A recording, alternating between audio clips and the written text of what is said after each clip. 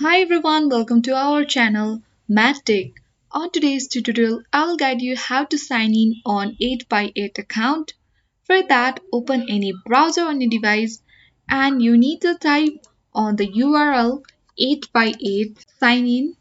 Once you have typed in 8x8 sign in or login, you need to click on it and the result page will be appeared on this page where you need to click on 8x8 login link.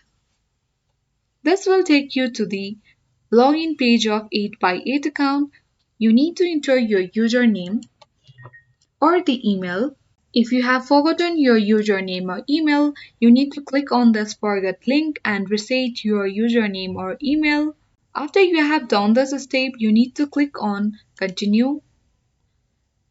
You need to enter your password that you have set previously while creating your account. Once you have entered your password, if you want to remember the password and do not want to enter again while logging in second time, then you need to click on this small box that says remember me. If you don't want, then leave as it is.